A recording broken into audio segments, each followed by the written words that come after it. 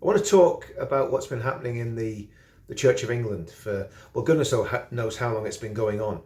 And it's this whole idea of the conversion conveyor belt. And I think it's safe to say that if what we're hearing is true, and it seems to be absolutely accurate because there's eyewitness reports from vicars who have said that they've been put under pressure to baptise large numbers of people who are obviously not Christian at all. It's just literally to help them with their asylum claims, their false asylum claims. If that's true, it's probably one of the most wicked thing that the church has done in this, well, at least probably in 100 years. Because the reality is, there are people that get converted from Islam to Christianity. Can think of a couple of friends, I'm not going to name them, the two Pakistani men who both converted, both were ostracized by the community. One of them was beaten with baseball bats, had to flee his home, had to move into a secret location. Another man was ostracized by his family, ended up living a very, very solitary existence. I also know women who have converted from Islam to Christianity. And again, some of them are in hiding, some of them have been threatened. But it's not easy for Muslims to convert to Christianity, because obviously one of the main doctrines, well, not one of the main doctrines of Islam, but one of the doctrines of Islam is the death penalty for apostasy. In other words, if you are a Muslim and you become an atheist, a Jew, a Hindu, a Christian, a Buddhist, whatever it is, well, in Islam, there's it's like Hotel California. Once you get in, you can't get out. You're only getting out in a coffin, according to their doctrines. So when we see these mass conversions of people who are claiming to be Christian, they're maybe using another Islamic doctrine, taqiyya. They're lying to further the faith, let's just say. Now, that's up to them if they want to do that. There are reasons why it's a really bad idea, but that's up to them. But the shocking thing and the most disgusting thing is that there are bishops and vicars and other prominent people in the Church of England who are allegedly involved in this scam. I don't think they're doing it for financial gain. I think they're doing it for ideological reasons. I think they genuinely think that keeping people in this country who shouldn't be here, who came here illegally, is morally the right thing to do, rather than actually looking after their own flocks.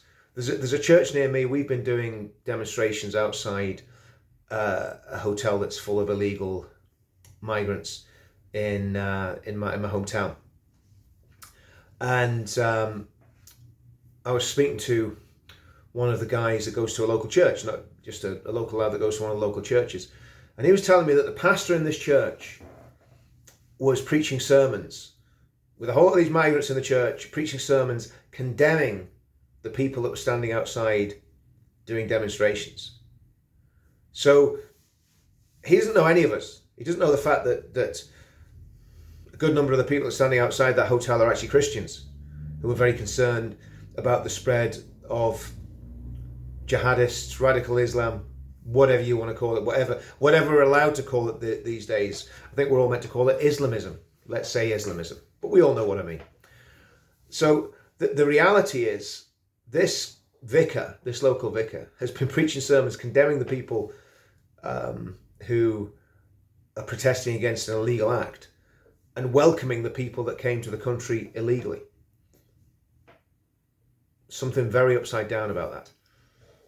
But in England, it seems far worse, because it just seems like, if you turn up at a church 10-handed, you walk in, the vicar blesses you, sprinkles some water on your head, gives you a certificate, away you go, and that's your asylum claim sorted out.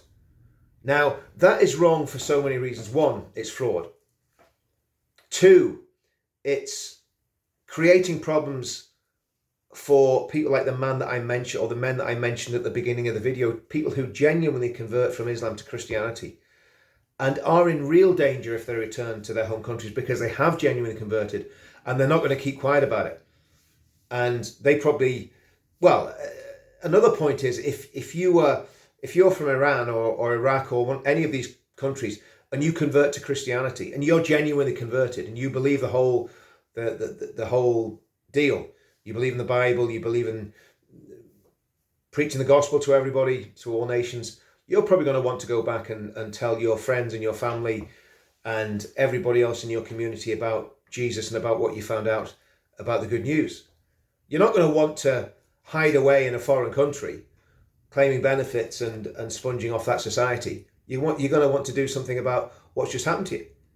Now, if you're a genuine asylum seeker who's genuinely converted, then the reality is you probably need to stay in the country that you've come to, because your life would be in danger if you go back to your original country.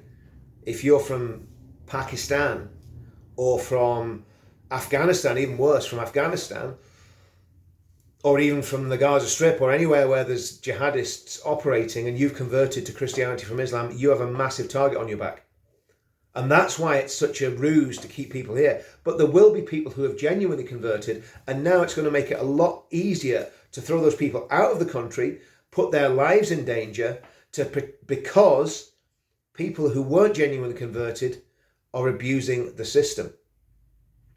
So that's a couple of reasons why this is wrong.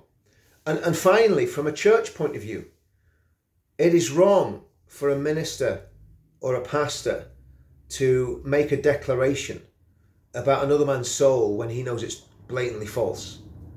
That is in terms of Christianity, it's a very serious sin, because what you're doing by default, if the man doesn't really understand what he is, you're not giving that man much chance of really understanding what the Christian message is about and how you respond to that message. And that's extremely dangerous from a spiritual point of view. So for all those reasons, and the fact that it's actually, again, meaning that loads of people are staying in this country that shouldn't be here, they're staying here on false pretenses, the church is committing a great sin by facilitating this. They're not doing it for good reasons, they're not doing it for righteous reasons, they're doing it because they think that it's the right thing to do to save these migrants from going back to a horrible country. That's not a reason to keep them here and to claim that they're something they're not. If they're genuinely in danger when they go back to their host country and they've left there for perfectly legitimate reasons, they're not terrorists, they're not criminals, they're not rapists, they're not murderers, if they've left there for genuine reasons, none of us have ever said that genuine refugees should be thrown out and sent back to countries where they'll be killed. Nobody's ever said that. But when they're abusing the system, as I believe the vast majority of these people are, because they've come through so many safe countries to get to the UK, they could have stayed in Italy, they could have stayed in France, they could have stayed in Spain, wherever they've ended up, they could have stayed there. They've come through safe countries to get to the Channel. Then it's unacceptable and it's wrong. And of course, this is causing a massive issue, and it's bringing the Church of England into even more disrepute. And again, I'm not claiming to be Billy Graham or the Apostle Paul. We're all failed and flawed human beings with lots and lots of failings and weaknesses. But there's a difference between somebody who genuinely converts to Christianity and then struggles and falls and comes back and falls and comes back, which is probably the normal Christian life, if people are honest, and someone who just claims to be a Christian to get a ticket to stay in the country that they're actually in. And I think it needs to be called out and it needs to be shown for what it is. It's fake, it's wrong, and it's corrupting the Church of England even more than the Church of England has already corrupted itself with so many other issues, but we'll not go into those tonight. And the tragedy of this is the Church of England was the backbone of this country. If you look at the Book of Common Prayer, you look at the King James Version of the Bible, you look at the way that the church had a positive effect through 2 world wars, the way that the church had a positive effect in the 1800s, the 1700s, 1600s. And you look at it now, where it's literally turning away from everything that's good and turning towards everything that's left-wing, woke and wicked. Anyway, rant over. See you all soon.